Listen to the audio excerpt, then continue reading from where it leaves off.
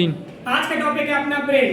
सबसे पहले ब्रेन का क्वेश्चन बनता है कि इसमें ध्वनि का संवेदन कितना होता है, तो 0.1 सेकेंड, ठीक है, सुनने के लिए मानव में, है ना, ध्वनि का कितना 0.1, इतना याद रखना।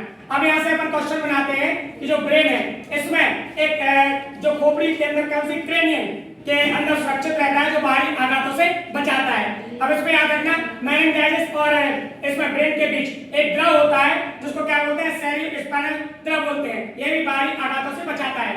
मेनिंजाइटिस के 3 भाग होते हैं, ड्यूरा, एरेक्नॉइड और पाया, ठीक है, 3 भाग होते हैं इसके। चलिए अब अपन पढ़ते हैं जो ब्रेन होता है वो मानव बॉडी का लगभग 2% होता है। इसमें 3 क्वेश्चन बनेंगे। देखो 2/3 का बनेगा आपका सेरेब्रम का, मानव ये मस्तिष्क का 2/3 से ज्यादा, और मानव ब्रेन का क्या बनेगा, मानव बॉडी का लगभग 2%, और सेरिबेलम का बनेगा मस्तिष्क का 11%। पहले तो इतना याद रखना।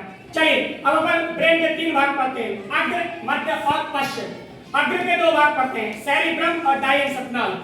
सबसे पहले याद रखना सेरिब्रम, ये जितना ज्यादा विकसित होगा इसमें गाढ़े और खांची होती है। ये जिस मनुष्य में जितनी ज्यादा गहरी होगी, जितनी ज्यादा होगी वो अधिक बुद्धिमान होगा, ठीक है। सेरिब्रम सबसे इंपॉर्टेंट पार्ट है ये, ठीक है, 2/3 से ज्यादा होता है, और इसलिए 2 गोलार्धों से मिलकर बना होता है, और दोनों गोलार्धों को जो आपस में जोड़ता है वो कार्पस कैलोसम कहलाता है, याद रखना, ठीक है। अब इसके बाद 2/3 पर कर लिया, ये काय का बुद्धिमत्ता, स्मृति, वाणी, चिंतन, सोचना समझना काय में रहेगा, सेरिब्रम में रहेगा, ठीक है। चलिए इसके बाद अपन पढ़ते हैं डायेंसेप्टल। डायेंसेप्टल के 2 भाग, थैलेमस और हाइपोथैलेमस। थैलेमस का कार्य दर्द ठंडा करने के लिए है, हाइपोथैलेमस ये याद रखना।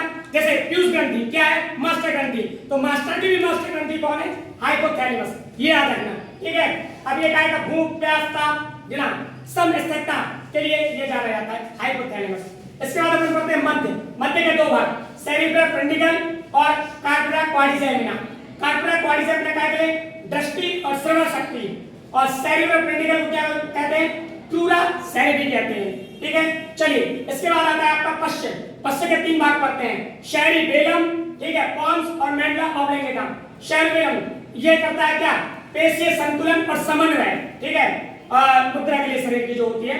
चलिए और इसके बाद पोन्स वो श्वसन से संबंधित हो जाता है, ठीक है। मेडुला ऑब्लिंगेटा ये अनेक क्रियाओं का केंद्र होता है, ठीक है, उल्टी का भी केंद्र होता है।